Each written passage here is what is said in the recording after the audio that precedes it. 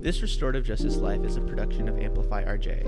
Follow us on all social media platforms at Amplify RJ, sign up for our email list, and check out our website at amplifyrj.com to stay up to date on everything we have going on. Make sure you're subscribed to this feed on whatever platform you're listening on right now so you don't miss an episode. And finally, we'd love it if you left us a rating and review. It really helps us literally amplify this work.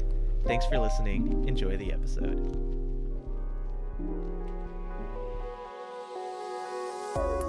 Welcome to This Restorative Justice Life, the podcast that explores how the philosophy, practices, and values of restorative justice apply to our everyday lives. I'm your host, David Ryan Barcega Castro Harris, all 5 names for the ancestors, and I'm the founder of Amplify RJ. On this podcast, I talk with restorative justice practitioners, circle keepers, and others doing this work about how this way of being has impacted their lives. A lot of the initial work I did around restorative justice was in the North Lawndale neighborhood on the west side of Chicago. I was interning with an organization that was helping bring a restorative justice community court to the neighborhood, and I was tasked with doing community engagement. My time in North Lawndale is another story for another time, but in order to do community engagement work in North Lawndale, you have to talk to today's guest. Derek Brown is a lifelong North Lawndale resident and has gone from running the streets as part of the Vice Lord organization to helping young people avoid or get out of that life. Our conversation is wide-ranging and a little all over the place, partially because that's what happens when you're reconnecting with someone after a few years, and partially because we had to take a break from recording so he could run his boxing program. You may hear the sounds of people coming in and out of rooms on the recording, and I think that just gives you a more accurate glimpse of this restorative justice life that Derek Brown leads. Before we get into the podcast, I want to make sure that you listen all the way through for a special announcement, but I won't keep you waiting any longer. Let's get into the conversation with Derek Brown. Welcome, Derek. Who are you? I'm Derek Brown. Who are you? I'm the head coach of Boxing Out Negativity. Who are you? I'm a father of 7. Who are you? I'm inspiration in my community. Who are you? I'm a leader. 2 more. Who are you? I'm the Restorative Justice Coordinator here in North Lawndale. Finally, who are you? I am an ex-offender trying to stop our youth from being the next offenders. Oh, wow. Thank you so much for being with us. Hopefully we get to touch on all of that in our conversation today. I'm really grateful for your time, but it's always good to check in, especially in these times. So for real, how are you? I'm doing excellent. I can't complain. If you keep crying, what the baby gonna do? So in those words, you gotta man up no matter what. So there's no room for complaints. Yeah. So what does man up mean to you? Because I know we've had lots of conversations, and there are some views of masculinity that think about manning up as one thing. But I think you have a little bit different view of what that means. So what does that mean to you? Manning up is simply just standing up as a man, being a grown man with no complaints. Whatever life throws at you, you just got to shake it off and just keep moving. Being the strength of whatever it is that of your surroundings. So that's what manning up is to me. Yeah, and I think like a lot of different folks learn what manning up or masculinity means, largely due to the conditions that they grew up with or the people that they grew up with. And I know that for you, that has evolved over the years. And that might be a good entryway into our larger conversation about how you got into, restorative justice work broadly from the places that you were, where manning up might have meant something a little bit different. Facts. So pretty much, just all my life I had to man up. At a time where I didn't know that I wasn't, at a time that I did know that I was a man, I was manning up. Just being a pillar, being a leader, not knowing that you're a leader. And as a youth coming up at the age of 13, joining the gang and being responsible for so many young guys joining right behind me and, being that influence, I just had to be tough all my life. So that is just part of being manning up, even when I was a child, as far as restorative justice.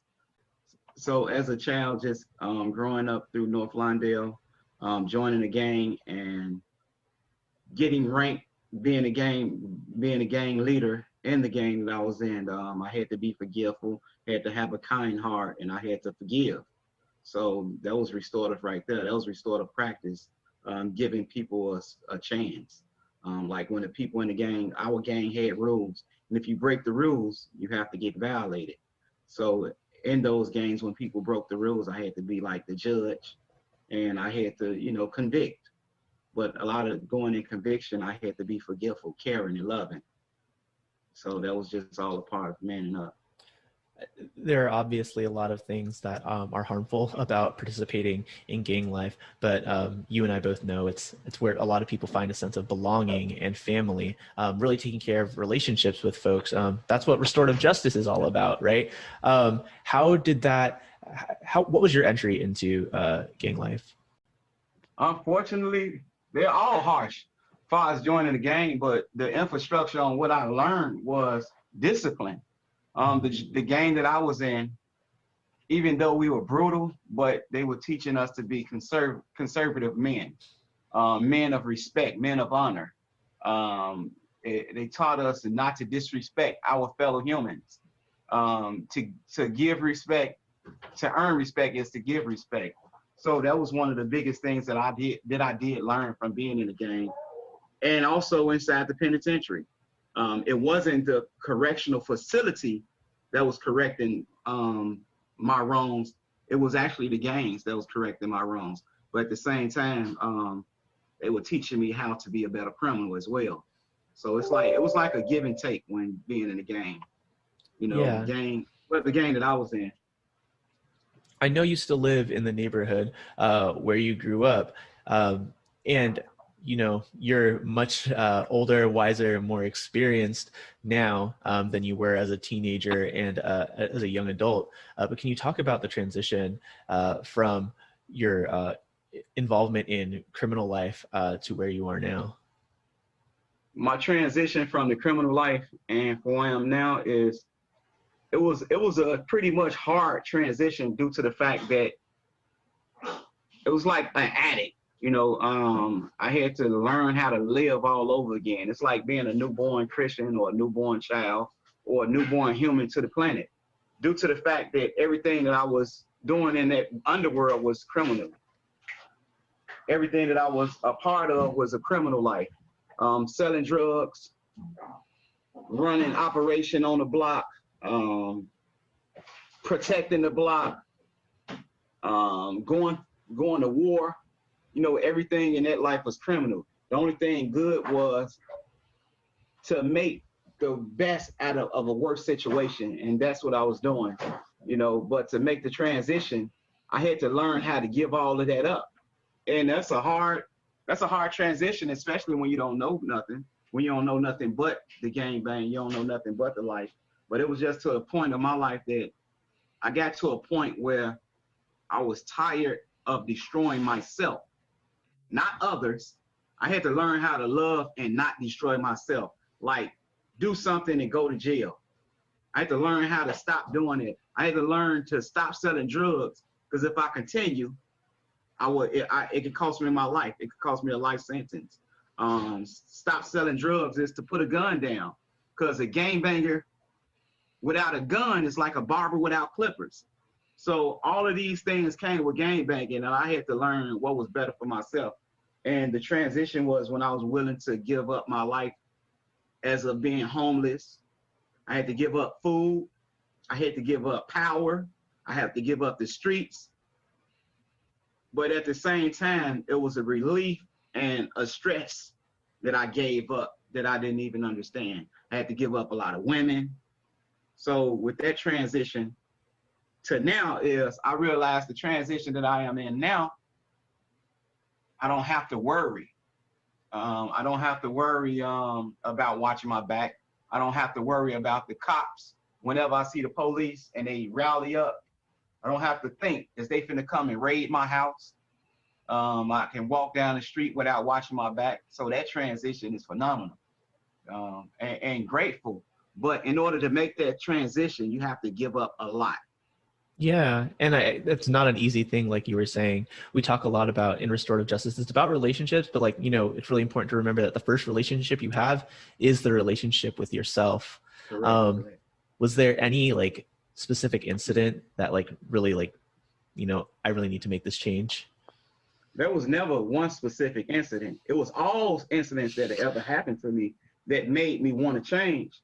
The thing was, it was the resources. Was there any resources? So say a kid go to jail for the first time. First thing this child gonna say, I ain't never coming back. And everybody say, don't never say never. And they be so sure that they never coming back. But how can they be so sure when they don't know nothing else? So to assure myself that I wasn't gonna come back, I had to not get caught for the same thing, but not realizing that I'm in the criminal world. And once you're in the criminal world, you have so many directions that you can go that, you can easily, you it's promised that you're going to come back. So I had to just understand that, hurt, stop hurt. So that transition was a lot. But my last piece that got me want to like get out was I was at the top of the mountain. But when you're at the top of the mountain, if you tilt, it's over with though. Because right at the top, you can fall. So you have to balance yourself. But so much that's coming at you, you'll fall easy. And the place that I was going to either fall was death or incarceration. So I ended up catching 2 cases. One was a case for distributing cocaine, and the other case was possession of heroin. And I was trafficking drugs. I was out on bond on those 2 cases, and I was trafficking drugs, and ended up getting pulled over. And that's when it hit me. I never see my children again. I never enjoy life again. So it was that moment that I was willing to make that transition for good. So that was it right there. And the thing was, I was willing to give up everything. I was willing to be homeless than not locked up. And a lot of people not strong like that. Yeah. What was that transition like? Really hard. But you're at this place right now where you're the coach of this boxing league. You said you've always been a leader in your community. And so many of the things that you're doing in the community right now are for good, and it's impacting so many people in a positive way. That didn't happen right after you got pulled over. No. Talk a little bit about what happened between then and now. What happened was I went homeless. I went broke. The people that I once fed on the streets had more money than me. Hunger, all the women that I had disappeared. I became this just another person, an average person. And it just made me feel like nobody. Some days I'll go hungry. Had a lot of pride, so a lot of people didn't know that I was going to sleep in the park in my car. I park my car in the park and I go to sleep. A lot of people didn't know that. But I kept it all to myself. I kept being, it was like hell, man. Hell not being able to buy yourself a meal. Hell not being able to buy your children something. And, it was probably one of the worst experiences of my life. And with that being said, by me going through all of that, I know that feeling. And to see somebody else that's going through that, I understand. So that's why I really work so hard to provide resources for young people like myself that was, so it's like me looking in the mirror, helping myself. And that's the way I reach out to young men that were going through similar situations that I was going in. And it's very important to provide resources for somebody that's making the transition. Because I would say 98% of people is not willing to sacrifice going hungry. Because once you go hungry, that's like desperate. That's being desperate. And a hungry man, a lot of hungry people steal. A lot of hungry people are killed just to put something in their belly, man. And it's an ongoing for a lot of people that was just like myself. Yeah.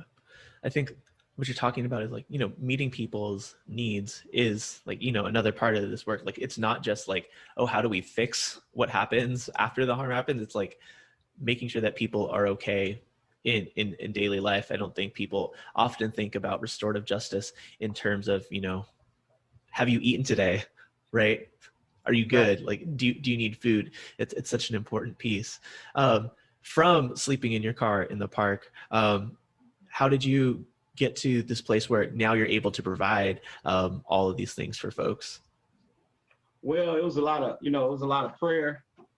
It was a lot of will and want something better. I tried getting jobs. It just didn't work out for me. I tried so much, but I just never gave up. And one day I seen this documentary. And it was about the vice lords. And vice lord was always in my heart. And I seen this documentary, and the documentary was called Lords of the Holy City. And it was talking about my neighborhood. Yeah. They actually went on the block that I was once running, and they made up this whole story, and it was all a lie, and I was pissed. How they gonna come over here talking about the Holy City, and I'm not in this here, And I ended up running to one of the guys that was in the documentary, and we met. And the crazy part was, a month later, I ended up working for that guy, and I was working for an organization called Ceasefire. And that was the start of my transition.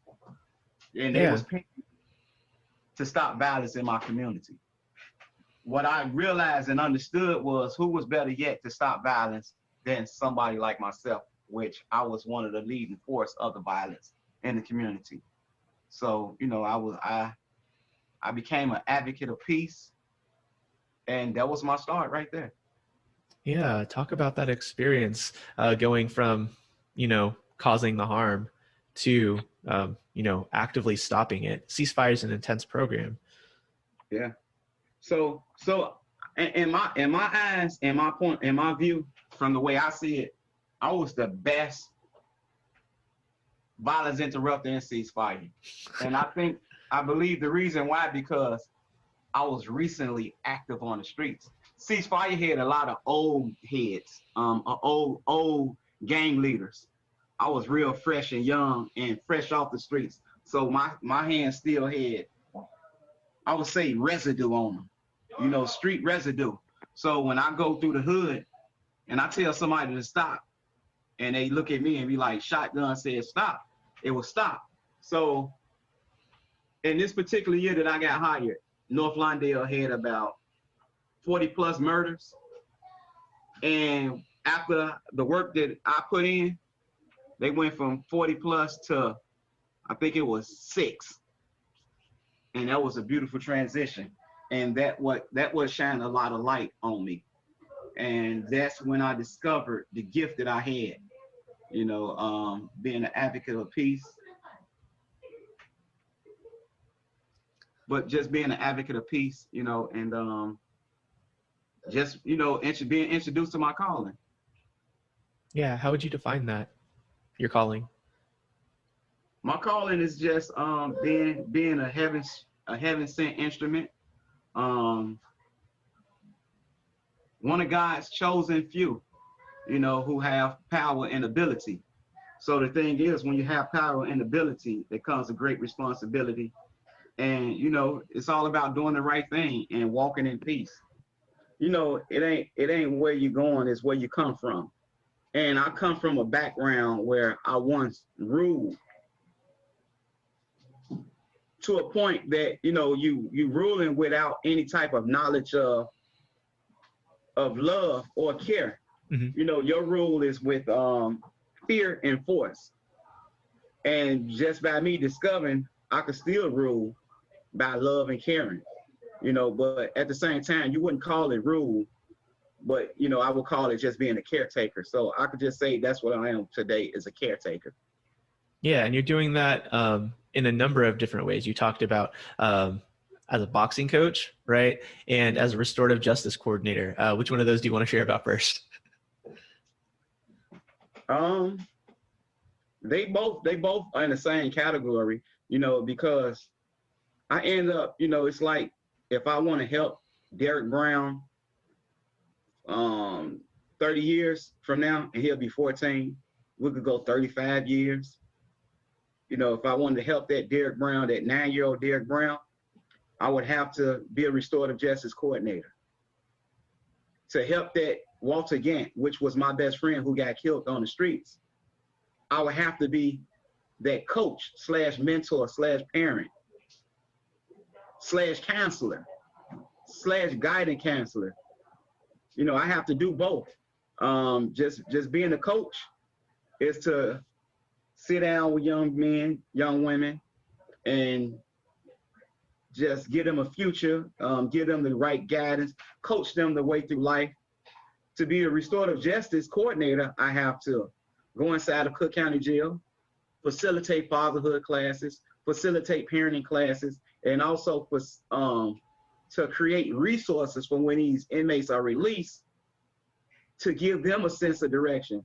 But most of all, to be that mentor guidance figure, the same mentor that Derek Brown never had, the same mentor that Derek Woods never had, which was one of my mentors that mentored me in the streets. So I have to be better than all those to guide our children down the path of righteousness than in the path of destruction. And most of all, what certifies me is my credibility from which the destruction I had came from. Yeah. And now you say, like, sharing your story from where you came from is what allows people to connect with you in that good way. What does a day in your life look like right now? Because I know from, we got to work together a little bit. It's almost like, 4 years ago now, in North Lawndale, doing some work around restorative justice. But you are everywhere, whether it was riding your motorcycle around, walking, driving, like people stopping you, asking you for this, that, the other. And you also have like a job out of St. Agatha's Church on top of running the boxing league. So what does a day in the life of Derek Brown look like? A day of the life of Derek Brown looks like getting up in the morning, sometimes skipping breakfast, going to schools and make follow-ups on my youth that's in my boxing program.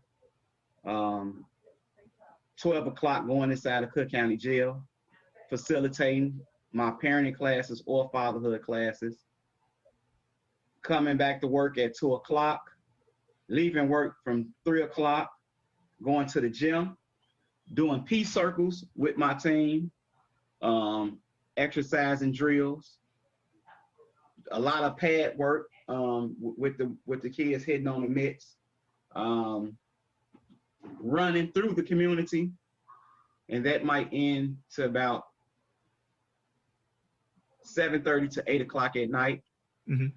Coming home, checking on my children's homework, making sure my house is clean, attending to my wife, try to squeeze a little playtime in the video game or whatever it is I can do, and go sleep through exhaustion and wake up and do it all over again. And I do this probably 6 to 7 days a week. It's rough.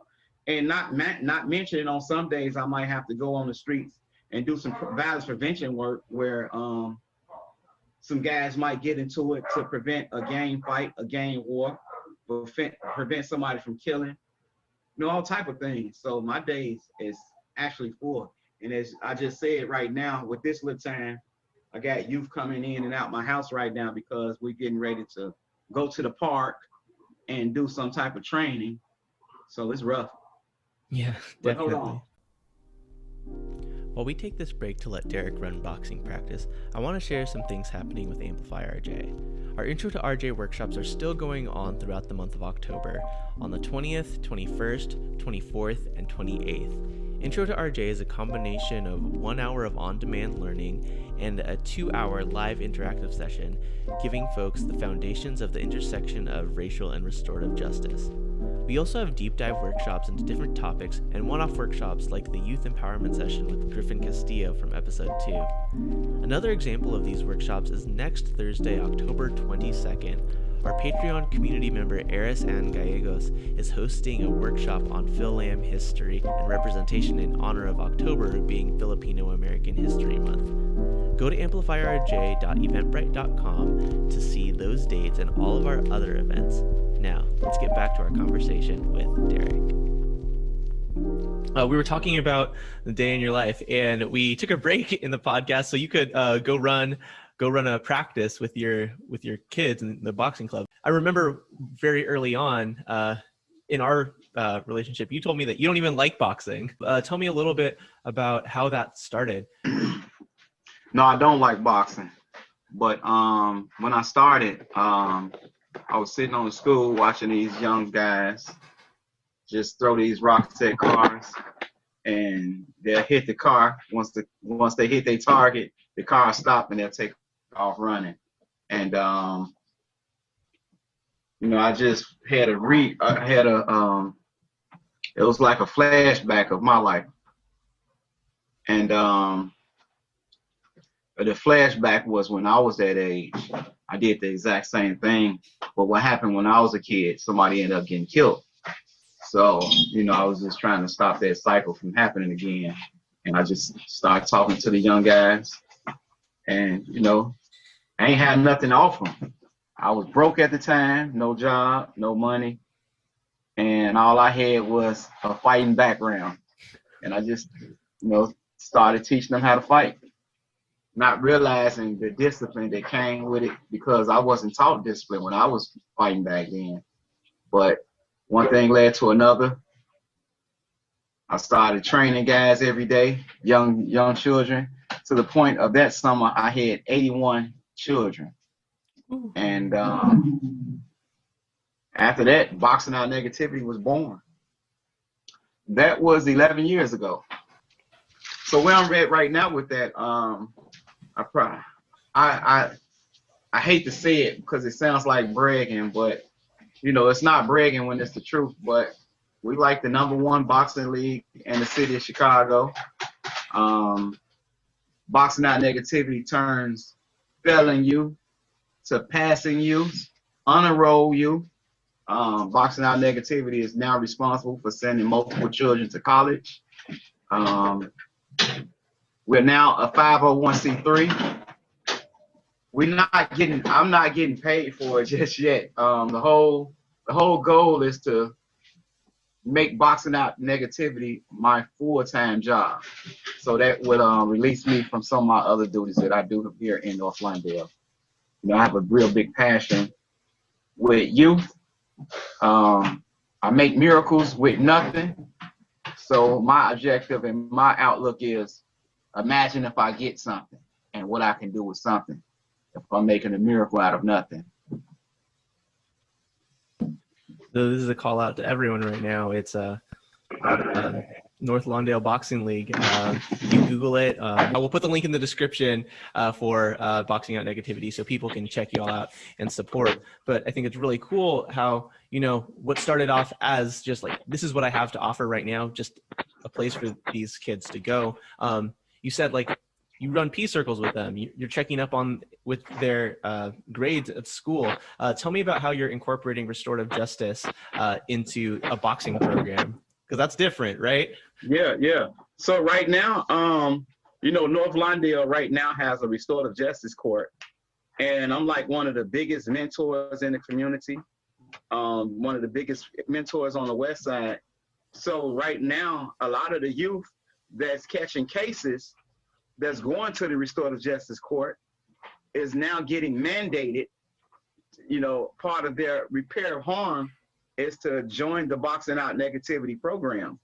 So right now, I like the fact that even though a lot of programs get mandated, but I like seeing the fact that the court and the judge put their official stamp on youth from the ages of 17 to 24 or 26. They get a chance to right their wrongs by joining my boxing program. And of course, once they get inside the program, they come in with the ideal of they finna learn how to fight. So now they about to get better. That's going to enhance their street, quote unquote, credibility. But all in all, once they get inside the program, they forget. And then they learn how to be someone else. And how they forget and learn how to be someone else is we set goals for them. So if they want to fight and learn how to fight, this is the motto for them. They have to train, come to my gym 5 days a week. If they want, they can do 6 to 7 days. The other 2 days can be voluntarily. But once they get inside the program, they train for 4 to 6 hours just to fight someone that's a fight that be months away for 6 to 4 hours just to fight a 9-minute round. So all through that training, they're not hanging on the blocks. All through that training, they're getting inside with us. All through that training, they're getting love. They learning how to be leaders. They learning how to care for others. Most of all, they're learning how to care for themselves to a point that they have goals now. They have vision. Now they see their life future. But most of all, they see where they were standing at, and they see the negative part of their life on how their life was set for doom. And that's part of the restorative justice. That's another sneak discipline. Yeah. What are some of the things that you're teaching them in there? Like, how do you do it? So pretty much, in order to learn how to fight, you have to learn how to stand. So that's the first thing we teach a guy, how to stand, how to stay focused, how to pay attention. And a lot of times, with majority of the youth that I deal with, their attention spans be very short. So in order to just get into a boxing stand, that takes a lot of focus. So we do about 6 rounds going back and forward, just stepping back and forward, not even punching. Once they master how to stand and step, they move to the next level, because it's levels to life and it's levels to this here boxing thing. So next one, they will learn how to jab. Next, they learn how to throw a right. Every point of everything that they learning it one step at a time. In order for them to move to the next level, and in order to see their next fight, they get a little eager, and they just want it real bad, to the point that they get trapped off and learning. Then, we do community bike rides. So with these community bike rides every Friday, we ride through the most hot spots in North Lawndale, the most gang-infested spaces in North Lawndale, the most violent parts of North Lawndale. And they kind of get showcased that they change. And when they wear the Boxing Out Negativity brand, it's hands off. So again, it's a lot of steps to this, and it's all type of ways.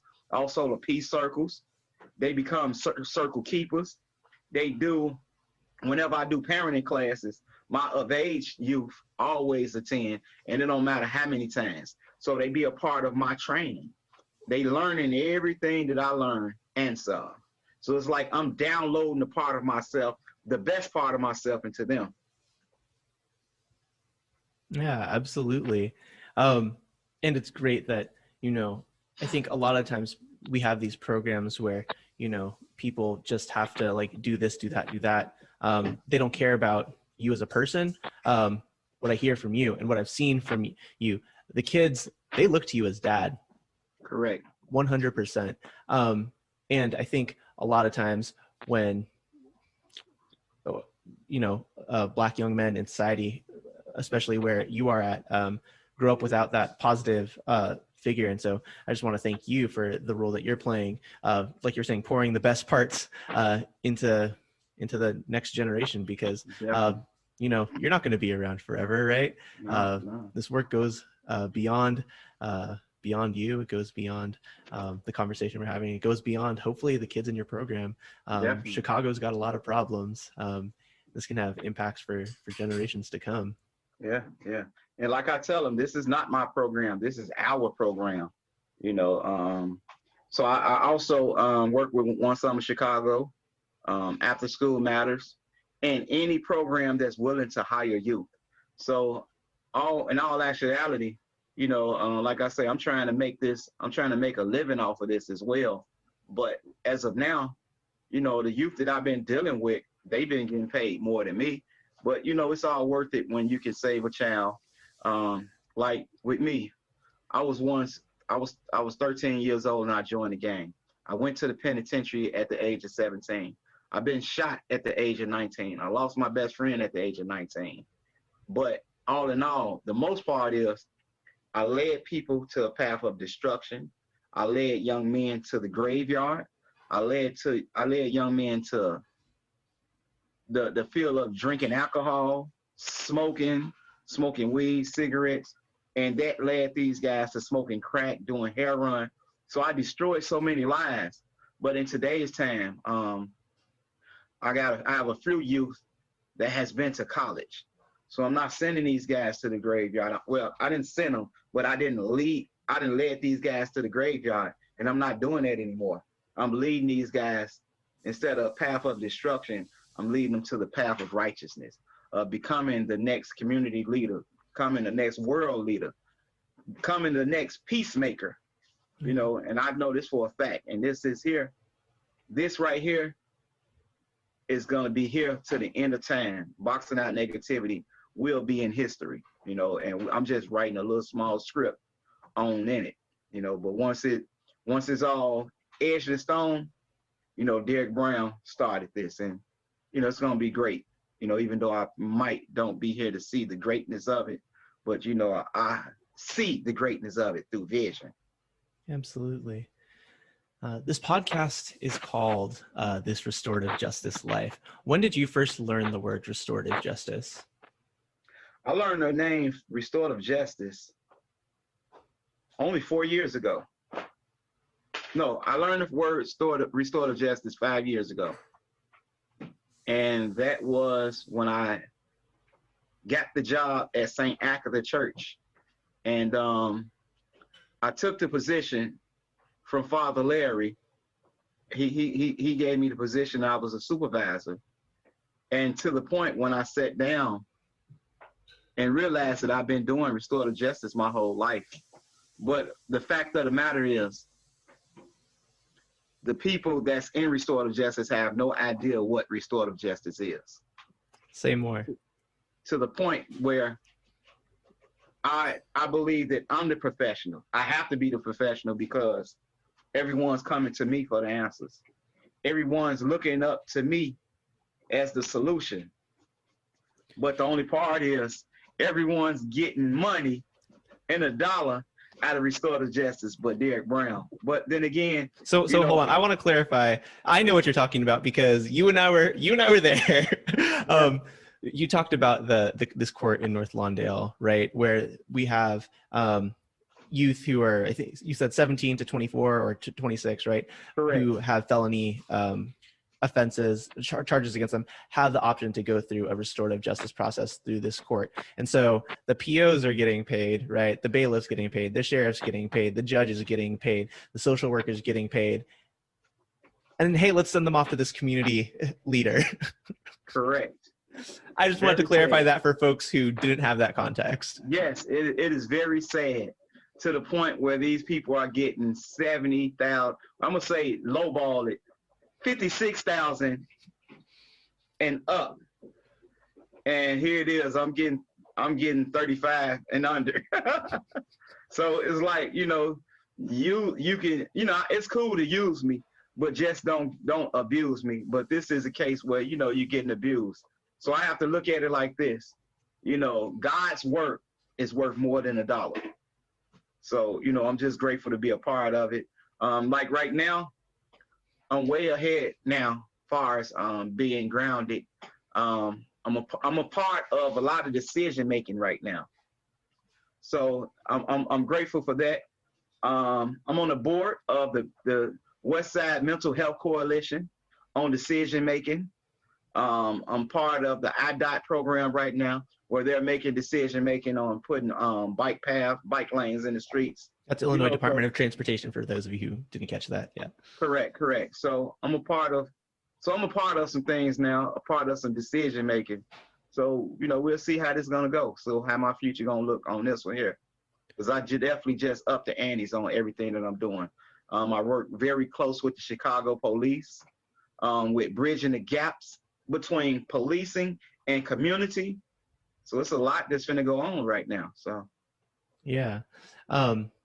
You don't have to answer this if you don't want to. This is a podcast. We can cut out things, right?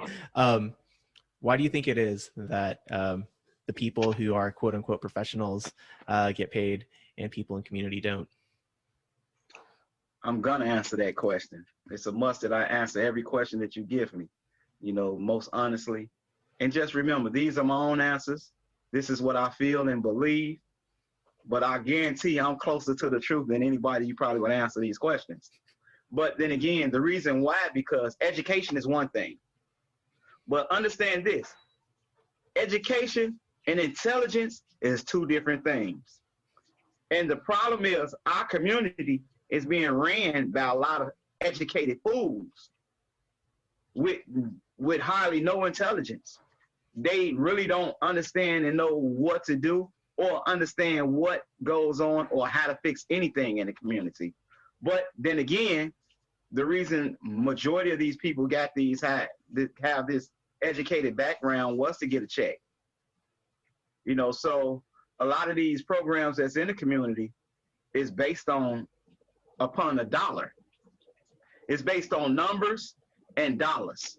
So if the numbers don't make sense, they won't get the dollar. So again, I'm just learning this part of the game. So to a point that right now I'm collecting data myself. I'm doing a lot of surveys. So once again, by next year, once I finish, a lot is going to change in North Lawndale. And I'm just grateful to be a part of that change. Who are the people collaborating with you? So right now I'm collaborating with North Lawndale Athletic Association. We're collaborating with the Chicago Police Department, which they doing some awesome work as well. Who else I'm collaborating? Madman, Men Making a Difference. The Archdiocese St. Agatha Church, and a few more organizations that I can't hardly remember right now. Please forgive me if I forget. Yeah, of course. I think it's always interesting when we have someone, one, who's African-American, two, has the record and the history with the criminal legal systems that you do in such close collaboration with the police, especially in times like this. How is that? How do you navigate that? Pretty much, it's almost impossible though. I was like public enemy number one of Chicago police. I used to get death threats bound. I have a long background. I have an extensive criminal background. So I'm the last person to join forces with the police. And quote unquote of all eyes that's on me. But it's a great experience, especially once you know better, you do better. And it goes both ways, because it was a lot of police didn't believe that I was changed. So I was getting harassed and everything. But, as time went by, they see the change and ain't nothing they can do about it. So I guess if you can't beat them, join them. And I guess that's what happened on both sides. So by me joining the police and, they come to my house, get out their cars and talk. And the guys in the community be looking like, man, what the hell's going on? But at the same time, they understand the peace. They understand the mission that I'm about. They understand the gap that the bridge that need to be gapped. And, everybody's starting to accept it slowly but surely. Once we get the right resources, quote unquote, funding to hire the right peoples, I can guarantee that we're going to at least stop 90 to 85% of the violence in North Lawndale. And this model that we're doing, this example that we're setting is a model for all cities, urban / ghettos in the United States and possibly the world. Because we all share the same problems. This problem here in North Lawndale it's probably just a little wilder than others, but we all have the same problems everywhere. Yeah, like you were talking about the resources, right? Correct. Resources. There are levels to this, right? Just like you're talking about, you start with standing and then moving back and forth and then jabbing and then throwing the hook. There are levels to like bringing this change, right? Because there's this level of like doing this work on the street level where you're doing, and now you've leveled up to, the court's actually sending people to you, right? Correct. How do we shift that to where the resources start flowing to you? And and you, not just you, Derek, of course, like the community. I know what you're saying. Yeah. Communities all across the world. Basically, we have to scrap a lot of these programs that's out here saying that they're doing something that's not doing nothing. Because I can guarantee you go to these communities and ask, do a survey. Is this program doing what it's supposed to do? I guarantee there's going to be a no. Those are the surveys that they don't want to get out there. But just simply scouting, finding that right somebody that's doing the right thing, that's doing it without pay, doing it from the grassroots, and let's support that model. Because I guarantee if a model is starting from the grassroots, it's passionate and it's working. So we need to invest in our grassroots organizations, because the term community center, the community right in the center of the community, right in the center of our communities, there's no one from the community working. And I can only say, take North Lawndale, for instance. How many people that's in North Lawndale work that is from the community? Very few. The thing is, they're putting in these organizations that operate in North Lawndale, right? Correct. Mm-hmm. So right now they're putting these stipulations: you must work in the community center. But these people probably living in Bolingbrook, which is like 30 miles out, 40 miles out, and they will move their family. In order to move, that costs a lot of money. So that tell you they're making big dollars. So with that being said, stop saving Black children lives or saving urban children lives of a hustle. And let's go back to the roots on which it was started, for the community, for the center, versus, so say if I'm working in the community center, it's 24 hours for me because I'm in the community 24 hours instead of 9 to 5. Instead of, quote unquote, this lady, Miss Baker, come from Bolingbrook, Romeoville, coming inside the community, it's only 9 to 5. And the only time she's working is when she's inside the doors. When the clock strikes 5, she jumping on that highway trying to get home on the first thing smoking. Yeah. Other than Derek Brown, he has to come from the community center outside, and he see little Larry still in the car. Hey, what you doing? Stop it. Get over here. You see how this is supposed to work? And this how it's supposed to work all across the world. For us, by us. I think one of the hard things, one of the people who is doing a lot of work in the community, no need to name check people, has a very different definition of what community is, right? This idea of people who like live, work, or worship, right? And to your point, if you don't live here, you don't have the same stakes. Right. You get to go home. And even if you have made this your home in some way, shape, or form, it's not the same as someone who's been here, been living here. It's almost like, I don't know that the word gentrification totally fits. Yeah, it does. It does. But at the same time, and I'm not saying that everybody that's in the center should be from the community. But what I'm simply saying is the most important roles should be open to the community, and the majority of the workers should, because there's people with passion come from all across the world. So please, we welcome you. I was one of them. Then again, correct. There you go. So what I'm saying is, let's work together.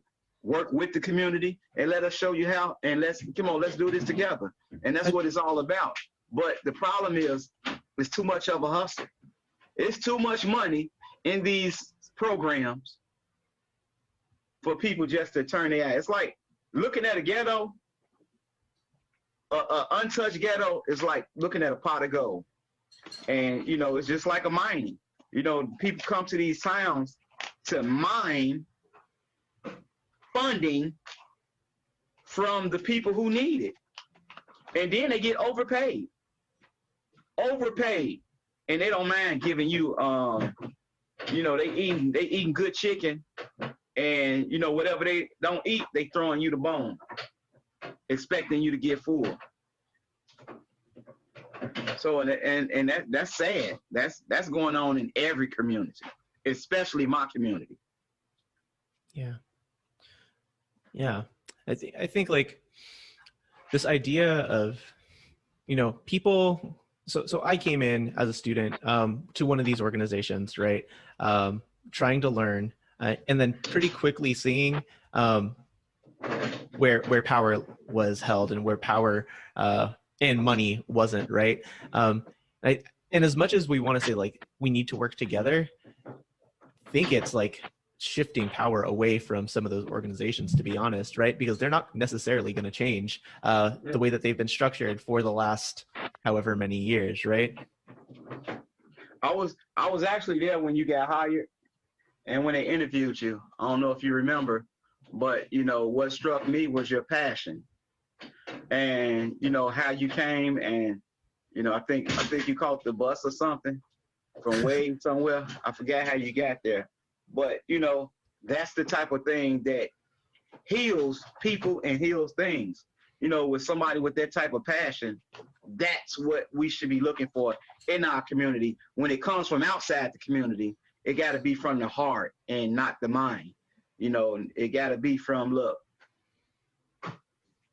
it has to be, this is what I want to do, not this is how much I want to make. You know, I'm not saying, I'm not saying that we shouldn't get paid or they shouldn't get paid like that. But I think if you're getting $100,000+ out of a ran down community, I think you should at least earn it, literally earn it, you know, and live it instead of it being a 9 to 5. And I guarantee a lot of these people that's coming from these other communities, 99.9% are not letting their children go to school with the people that they quote unquote trying to so-called help. Mm-hmm. Now let's do some numbers on that too. I say 99.9% of the people that's been coming in these communities, getting these high-paid jobs, and getting these beautiful homes in our ran down community, beautiful homes in our ran down community. I know the street you're talking about. And getting all of this here money, they're not letting their children come close to the people they're working with. They're not going to go to school with them. They probably not even going to the same doctor's office with them. And that's just the fact. Now we talk about passion. Will you let your child go to school with them? Can your child sit down and eat with them? Matter of fact, everybody know you, but who knows your children? Only the people that's in this work camp, that's it. Facts. Unfortunately, it's the sad truth. Now, I hope the right person see this.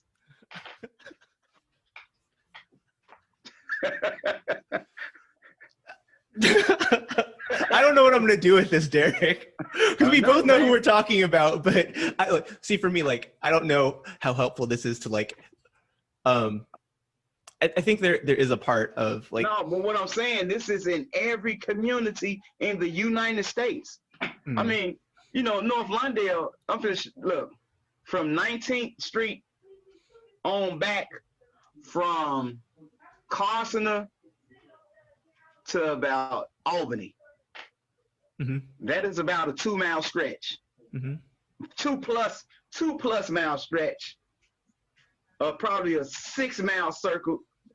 Probably a 12-mile circle. in North Lawndale. And that whole side is beautiful. You go down on 16th Street, and that's only a block away from south to north, and it look like beautification and trash. How do you get that? You want to help your neighbor? How about get some of this paper picked up down on 16th Street? Mm-hmm.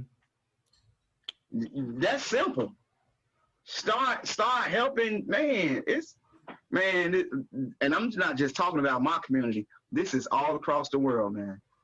And that's some of the reason mental health is so bad in our community, because people crack.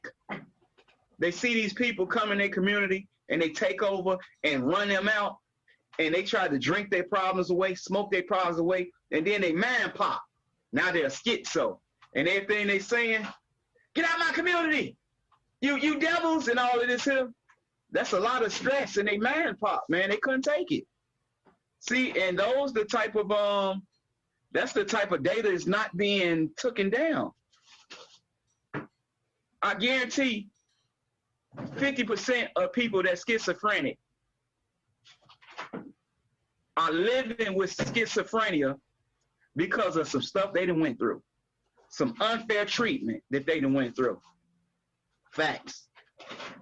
And now they homeless, and then when they get homeless and they want to sleep on the streets, the city or the mayor rides down with garbage trucks and see they tents and everything and throw them in the garbage, and then say we want to help them. And then when they have the homeless shelters, when you go inside these homeless shelters, they smell so dirty and nasty and filthy.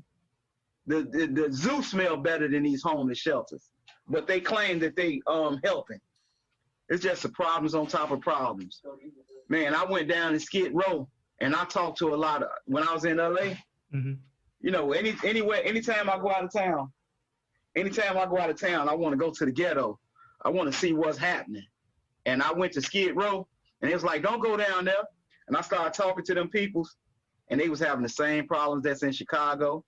And when I went to Atlanta, Georgia, I did the same thing, and they got the same problem. This happened all across the world. Yeah, I think like one of the hard things to think about, like trying to do restorative justice, right?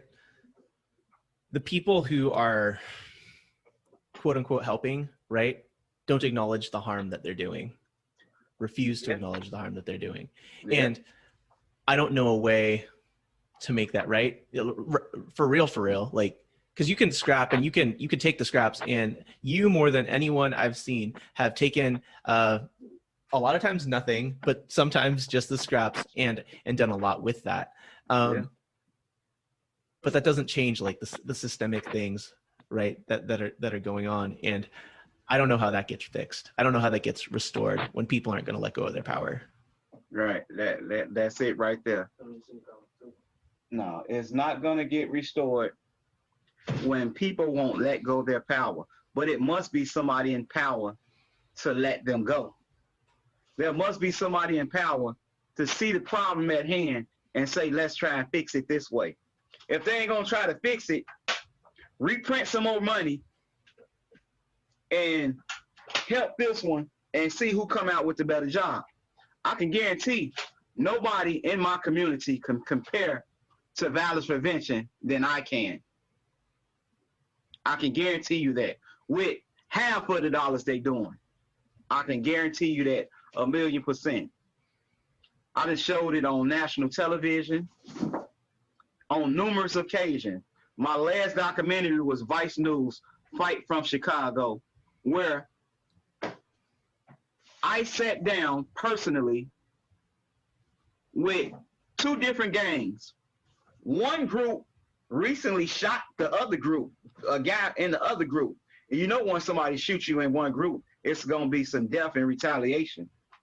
But we sat down and made peace, but the city scrapped that program. I could send you the link to Fight for Chicago. Yeah, we'll get that in the description for sure, so people can check that out. How do you? It's very clear that like your whole life is about this work, and I don't want to just limit it to the word restorative justice. you've done all this work in your community, in your professional work. How does this work out within your family? It works out in my family because my family is now part of this. My son, he's a part of Boxing Out Negativity. So whenever I retire or sit down, he can run Boxing Out Negativity. Also with his friends, friends, and everybody else. So everything that I do, fatherhood classes, parenting classes, they write on the side of me. The good part is everything I do, I take in video. I literally got this scripted. I got everything. I got all this on paper. I have video of it. Man, there's going to be a dialogue, but one day it's going to get out to the right people with hearts that love and care for humans. And that's when, this life is going to change for all of us. That's when the peace trend is going to set. I have this theory. It's like sickness, right? I look at violence as an infection disease, as an addiction, just like the addiction that I went through. So if you want to stop violence, if you want to stop an illness, you get the antivirus and stick it right into core of the violence. So I think what makes me so successful, because I come from the west side of North Lawndale, and the part of the street name is called the Holy City, and it is called the Holy City because it's the birthplace of the Vice Lords. So I'm working right in the core of Vice Lord, which Vice Lord became a sickness that spread it all across the world. They're in Tennessee, they're in New York, they're in Milwaukee, Minnesota, St. Louis, Texas, and all of these states is watching. But if you get a solution, an antivirus in here, where all these people watching and follow, and you heal it from its core, then the antivirus will work and it will spread back out and reverse itself all through the world where healing will take place. Absolutely. Get my phone charger. You running low? Yeah, I got 5%, but I'm good. Okay. I was thinking more about not just like including your family in the work, and I know your family is so closely woven into that, but just in the individual relationships you have with your wife, with your kids. How does restorative justice influence that? So whenever we have a problem at home, we do talking circles. Mm-hmm. We do circles. We drink tea. We meditate. Community events. We get out there and we work together. I mean, it's the perfect storm to healing. It's like the rain. It's the rain to the grass. It's the rain to the forest. Like I say, it's not just a program. It's a way of life. And I'm just grateful enough to, live life to understand what I'm doing, but most of all, understand my role, understand who I am, and never second guess myself. And family, why I'm doing this here, it's only right that I include my family, because if I didn't include my family, I wouldn't have a family. With all the work and how I'm outside and 24/7 working with other people's children, I wouldn't have room for my own. So my whole thing is to let my children understand who they are. I let them know that they're part of royalty. When I'm walking down the street, it's hard for me not to talk to somebody.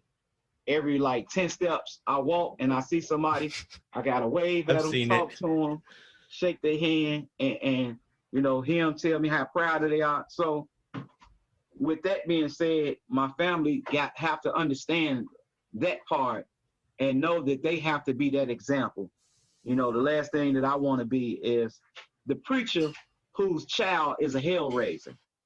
And I think the reason the preacher child became a hellraiser because the preacher focused too much on church instead of his home, where to a point that they missed the essence of growing their first seed, which is their seed, which is their children. Yeah. For sure. And I remember some of the times that we were together at St. Agatha's, you bringing your kids into circle. And one of the things that I appreciate about you, and a lot of adults are starting to see this view where, you know, children can do this work. Your children can lead a circle, right? Your children know how to do this. I remember Destiny very specifically. Miss Black Power. sharing, and, you know, wowing so many people with the knowledge that you and your wife have put into her. So that's something that always stood out to me. The other thing that stood out to me, and I remember from that night specifically, was you telling me that I was born to do this work. And that's something that stuck with me, you know, what is this, 4 or 5 years later. I just wanted to thank you for that. Man, I seen it from the first time I met you, man. I'm telling you, I knew it. You know, passion, and this is what this work is missing. Passion and love. When you're willing to do something for nothing, just for the greater good, and the special part is you willing to do this for strangers, you know. So, but at the end of the day, they're not strangers because we're connected. There you go, and to understand that at the young age that you is, you know. And how old are you? I'm about to be 30. Okay, so when I turned 30, I still didn't know who I was. I was still discovering myself. Even though I was in my transitional stage, I was still trying to discover myself. So you way ahead of me.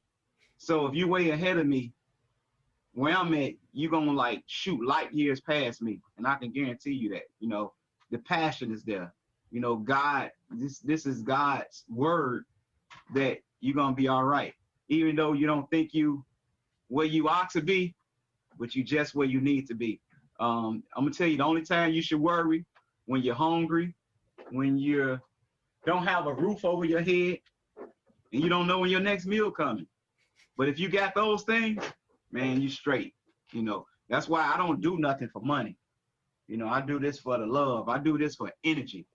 That's why I say I gotta answer all your questions because it's only right. This what I have to do, and I don't mind, man. Yeah, absolutely. I'm trying to figure out how I'm going to put this out there, and chances are they're not going to hear it.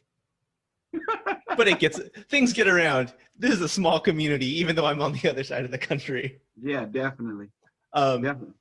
I think I just have like a few quick hitters to get us out, and they don't necessarily have to be quick. You can say however much you want, but I think I just have like 5 it's like quick questions. First one, what is restorative justice?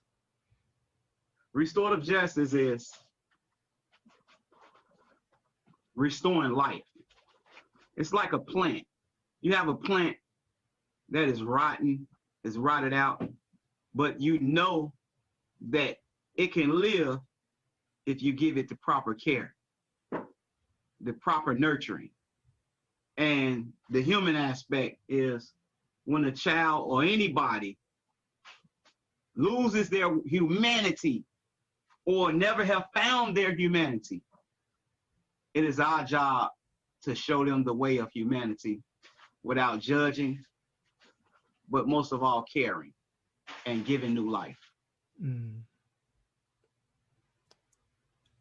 kind of just want to end it there, but what is one situation where you wish people really embraced this work? And it can be, so I don't want this to necessarily be a serious thing. Like for me, I would have loved to see what this work would have looked like in Wakanda, right? At the end of the movie where Killmonger gets stabbed, he's like, no, like, don't heal me. Like, what are you going to do? Throw me in jail? You know, they didn't have jails in Wakanda. So like what would that look like? So you can answer it seriously or think about a fictional situation where you wish people really knew restorative justice work.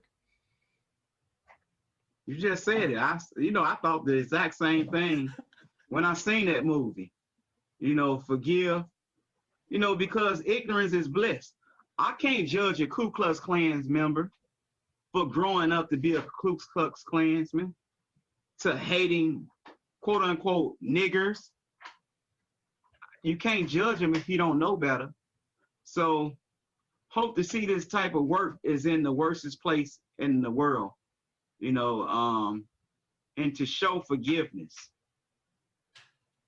So I would just love to see this work in the courts, man, in the courts, United States court system. You know, I would love them to really understand. But to understand is to provide the correct resources to help. You know, when we do something wrong, they put us in a correctional facility to correct our wrongs. But at the end of the day, they're not correcting our wrongs. They're making our wrongs worse. And they turning us into animals, because it can't be a correctional facility when you getting put inside of a cage. But when you put them inside of a cage, they come out as animals. They come out worse than when they came in before. And in this state of mind is, some animals just can't be tamed.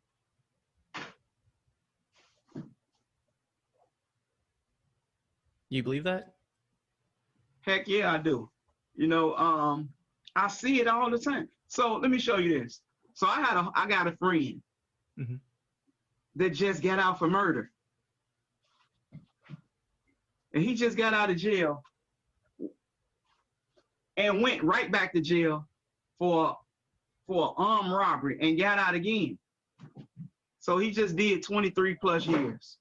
Not more than one friend that has repeated this. And coming home, and he know better. I can guarantee he know better. Because how I know he know better? Because I know better. But he's gonna just take that role to the end of his grave. And his role is, I'm vice lord for life, homie. 40 plus years old, walking down the street, head bang to the left, game banging harder than these 12 and 18-year-olds. And he just caught a bullet. And I'm not just talking about him, I'm talking about multiple people. So my mentor name was Baby Bass. They called him Big Baby. He was a gang leader.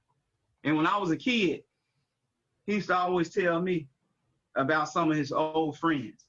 He vice lord to death. He don't know nothing but vice lord. He gonna do this to the day he died. And I'm saying, is you crazy? But I didn't understand that concept. I didn't understand what the word was he saying. It's said that I understand it to this day. This dude named Foots was a gangbanger to the day he died. And it was just like Baby told me. This is all he know.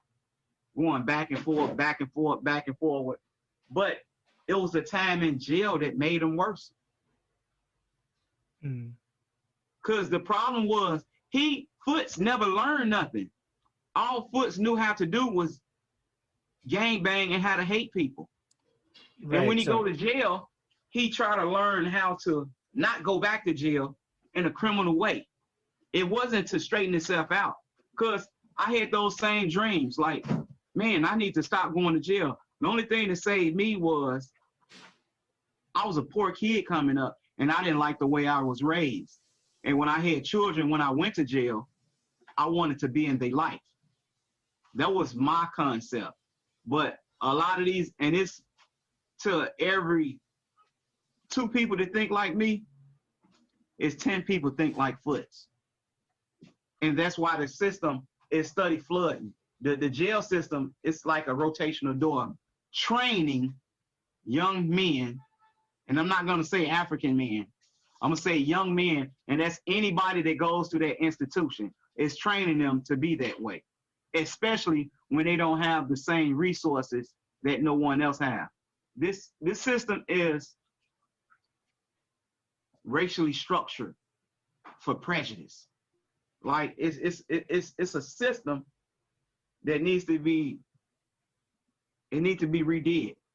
You know, jail should be, you know, when somebody go to jail, especially for a drug case, they should go to a trade school and not go work for the governor for 25 cents a day, literally. Need to build skills to do something different. There you go. And again, they don't learn nothing different. That's why. That's the honest to God's truth. It is no other way around that one. If somebody showed me different, I'd love to see it. I'm willing to learn. But through my experience, that's it. Right. So just to reflect that back, one of the things is, you said like some people like can't change. Were you saying they can't change, period, or can't change after they continue to be a part of that system that doesn't help them? They can't change after being in that system. The system caught their mind. The system is what they was learned to do. It's like the master of learning is repetition, right? Mm-hmm. So if you want to study for a test, you got to read it over and over and over until it locks in your mind. This is the only thing that's locking in their mind. Come out to be a better criminal. I don't want to be in here no more, so I can't do this no more. I'm going to do something else. I'm going to do something else. I'm going to do it this way. I'm going to gang bang this way. This time, I'm not going to have the gun on me. I'm going to hide it. These are the ways criminals think, to a point that this is what they get stuck to do. And, some might try and get a job, but once they get inside, once they get a job, they miss what they used to do. They miss gang banging. They miss hanging around the homies. So a lot of the guys just go right back and resort to the way the system has taught them. Right. And I think like something that you said about that connection to it's structural racism. That's what it is. It's structured racism. Yeah, absolutely. Damn, these were supposed to be quick. No worries. You get to sit in circle with 4 people. Who are they, and what do you talk about? If I get to sit in a circle with 4 people, mm-hmm. It'll have to be Harriet Tubman, Marcus Garvey, Martin Luther King, and Malcolm X. And what I would talk about is where did you guys go wrong at, and what was your greatest accomplishments? But most of all, how did you get a multitude of people to follow you? Because I would like to get a multitude of people follow me so I can change the way they think. Mm-hmm. A lot of people do follow you. Well, the right people. Gotcha. Those resources. That makes me think of another question. Like, what's a situation where in doing this work, not in your past criminal life, in doing this work, what's a situation where you messed up, like an moment, and what did you learn from it? Since I've been doing good, I have no bad. I don't have nothing like bad other than the abuse that I get from other organizations. What are you learning from that? What I'm learning from exploitation is I'm learning their way of life. I learned how to do numbers. I learned how to take attendance. I learned how to track data from all my youth that comes in my program that are failing, that are now honor students, that were F's in conduct. I'm learning how to collect that data and use that same power that they use me. I'm using it to help me. Mm. So I don't get mad. I look at it as a learning lesson. What I am learning in life is we have to pay one way or the other. And I look at it, it's my way of paying. Yeah, for sure. What is one thing that you want everyone on this podcast? What is one thing you want everybody listening to this to know?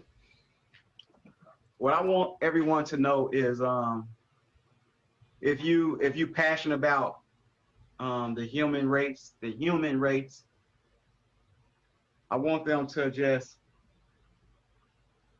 take a deep breath. Just thank God for just being here and pray to God to give them the vision to see life for what it is. But most of all, to just look around them and see how they can help somebody.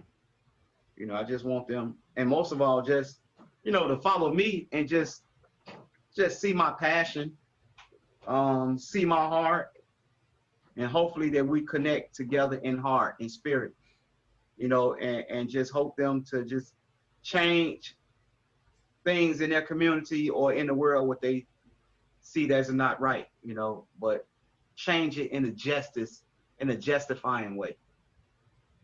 Yeah, absolutely. And people can follow you all North Lawndale. What's the website? It is boxing. Just Google boxing out negativity and you're gonna find us. For sure. And we'll get a link in the description also to that Vice Lord and documentary. If you want to see my documentary, just go to YouTube and Fight for Chicago. And it's 3 series, part 1, 2, and 3. Let me do this. See this face right here? When you go to part 1, my face is gonna be the first face. Word. So people can support your work if they Google that. I appreciate you taking the later time that you could have been playing video games. Yeah, anytime. It was tough trying to find an easy stopping point for this recording. As our conversation continued, it turned more into catching up about life, and some of those things just don't need to be shared publicly. What I will say is that boxing out negativity hasn't stopped during COVID. Instead of working out of the gym, Derek and his family are running the program out of their home, in their yard, and their garage. So as you can imagine, they need all the support they can get. Links to support their work can be found in the bio. I also wanted to start a new segment on this podcast called This Restorative Moment. This podcast explores people's stories in the big picture, but sometimes it's important to think about the little moments. For example, one of the things I'm working on is being present in my communication with people in general, but specifically my wife.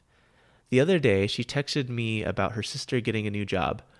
Normally, I wouldn't have responded to the text since I was in a Zoom meeting, or I would have just given the thumbs up emoji. But on that day, I decided to use the moment to break that habit, and I actually responded with some words and a follow-up question. It might seem small, but that communication led to more connection, and she really appreciated it.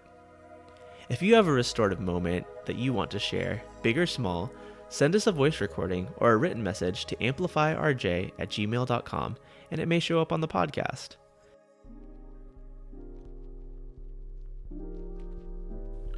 And finally, the special announcement. As you heard during the podcast, I'm about to turn 30. My birthday is October 31st, and I'll be spending that day with my partner, Wendy. But on Friday, October 30th, from 5 to 7 p.m. Pacific, I'll be hosting a birthday party as a fundraiser for Amplify RJ on Zoom. It's going to be a lot of fun. We're going to be playing games, sharing stories, and getting to know each other as the Amplify RJ community. Suggested donations are $30, and all donations go to support Amplify RJ operations.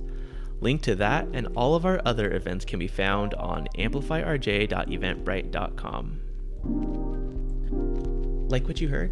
Please subscribe, rate, review, and share this podcast on whatever platform you're using right now. It really helps us further amplify this work. Follow us on our social platforms at Amplify RJ, and check out all of Amplify RJ's events and workshops at amplifyrj.eventbrite.com. Thanks for listening. We'll talk to you next week.